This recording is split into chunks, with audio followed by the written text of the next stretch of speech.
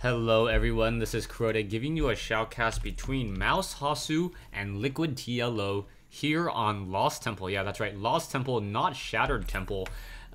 So this game is not from a BattleNet game. It is not a ladder game. Obviously, as you can tell, that mouzHasu is spawning as the yellow Protoss player versus LiquidTLO, who is spawning as the purple Terran. So Terran versus Protoss. The easiest way to tell if a game is or most likely is going to be a ladder matchup if it's red versus blue. Otherwise, the users can choose their own color and then the game turns a little bit more interesting. Anyways, we have LiquidTLO versus mouzHasu. This promises to be a very interesting matchup. I am looking forward to it as I just love TLO's style of play. Hasu, I have casted a lot of Hasu's games in the past, but for some reason his style isn't really jumping out at me, so I don't really know what to expect coming in from him. The production tab is up so you guys can pretty much see what's going on, and I believe Hasu, because of this close spawning position, when he scouts after his gateway, he will be able to put a lot of harassment and a lot of pressure onto this poor SCV, and that's going to put perhaps delay that barracks a little bit, or at least delay the mining time. But it is going to be a close spawn, as we now see Hasu making his way down the ramp, and then will be making its way back up in just a second. It looks like TLO also going to be scouting, and also be scouting in the close spawn direction, activating this Zelnaga watchtower first, sees that the SCV is already coming out, and now the probe going to try to get some damage onto this poor SCV, but because of that little diversion there, he is not going to actually get any true damage onto that one particular SCV. So now just trying to get some damage. Oh, and the SCV just scuttles away, and right now the barracks will be up. A Marine is going to be trained, and that probe has about 25 seconds of usefulness inside this base, going to steal 5 minerals first and then make his way out. So pretty standard build. Oh, the probe looking like he wants to look around just a little bit longer, and it looks like it will not see anything else as that probe now walks away. The Marine is out, and we do see a tech lab now coming out. The Marine guarding that ramp choke point to make sure that that probe does not try to come back up. Now, this is going to be a close spawn, so there are going to be a number of available options to both of these players. Hasu can try to be aggressive with a 4-gate. If he is aggressive with that 4-gate, he has to be very careful, as TLO will be able to just place bunkers and try to bunker out a little bit. And we have a reactor, not a tech lab, excuse me. So it is going to be double training Marines and now going for a factory. So it is going to be double Marines now being produced out of here, and then I guess after the double Marines we may see a swap into Hellions. I at first thought it was going to be a Reaper expansion, but TLO never the one to just be ordinary, and now making its way out. A Zealot going to charge up that ramp in just a second, but 3 Marines definitely better than 1, and that Zealot will be forced to turn around, as those 3 Marines are going to be dealing 18 damage per round of attack. The Zealot just sitting there. You're going to walk up that ramp, may actually even take some critical damage. No, a very, very careful micro on that Zealot to make sure that it turned around before it took any serious points of damage there. More Marines are still being trained, and TLO maybe just be simply trying to go for a starport now. If he tries to go for a starport, Marines now coming in trying to fire, and it looks like those Marines are going to be able to get some damage onto the Zealot. The Zealot has taken a serious amount of damage, and now the Stalker may actually take some critical damage as well, as more Marines are continuing to be macroed. The Marines could have positioned themselves right there, could have gotten more damage, but a low hit point Zealot down to 27 hit points, and now recharging shields, which will be back up to 50 in just a moment, as Hasu now does retreat. We are getting a robotics facility and a gateway, so and a sentry. So Hasu, I guess, playing a little bit safe. He's going to try to establish an expansion sometime in a little bit. As soon as he gets a little bit more stalkers and sentries out, he is going to have that warp gate research completed in just a second, so he doesn't need to queue up this sentry, as that sentry should just be warped out. And now we have an observer being trained. A lot of Marines, a medevac, and now siege tanks. So this is going to be your straight Marine tank with medevac support. No stim pack. So no stim pack, meaning that the gas is going to be saved purely for siege tanks with siege tech as soon as the second siege tank is started. And then are we going to get a second siege tank? Or are we going to go for A medevac. I'm not sure. I would hope that he actually tries to go for siege tank. No, actually going for medevac. So using the siege tanks as a pure damage dealer, and that is going to be significant as that observer now is going to spot this very early aggression. So a lot of marines and one tank, the medevac able to offer sight up onto that high ground. But that's nothing a sentry does not laugh at. The sentry just going to split up that army. Oh, and there's that force field. Siege tank without siege tech. Oh, and now it's going to be an elevator drop onto the high ground. So dropping units up onto the high ground already. No immortal currently. Oh, immortal currently being trained as the units are going to be trying to drop down. And there's that force field splitting the units even further. The medevac now getting focused down. So the siege tank now trying to fight back. And a lot of damage has been dealt. The sentry with that guardian shield was able to absorb a lot of damage.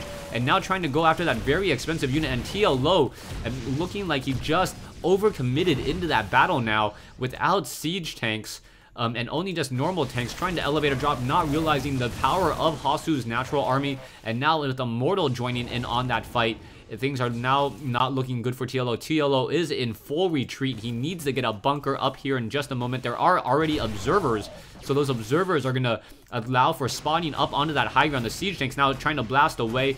That one immortal just going to get some damage once again, and now that's going to have to be even more careful. The scanner sweep quickly revealing the observer as the siege tanks are now battling it back out. And oh, the medevac picking up the siege tank, dropping it off, making it so it's very difficult to micro. And wow, with two siege tanks, one of them in the red, able to hold back that army by constantly picking up and dropping off that siege tank. Beautifully done. That is classic StarCraft Brood War dropship play, picking up a siege tank as the stalkers are trying to shoot it down. And because the siege tank is picked up, the particle disruptor shot has nothing to hit. And so yeah, that was really beautiful play, really beautiful micro.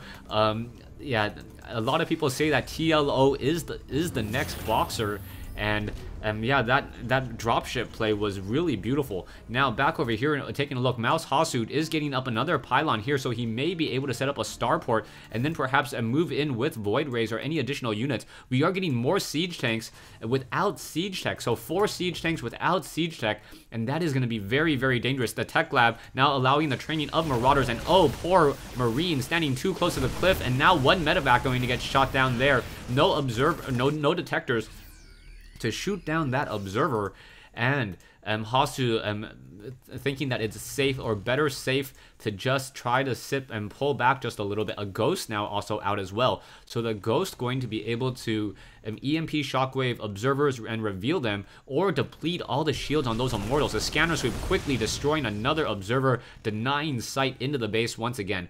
Robotics Bay now being warped in addition to a Nexus. So Hasu is expanding now. So it looks like TLO will be forced into one base play for a little while longer. He is training more and more SCVs. It looks like he wants to build an orbital command center here, and still doesn't have siege tech. So he doesn't really care about the additional range at all. Units are on the move once again. The Hellion going to run straight into that army, acting as the sacrificial wheelie, sacrificial car. No, picking up the Marine, not picking up the Hellion. I'm like, where's that burn spot coming from? And now more units are still being warped in along the far side, so those Marines have to be very careful.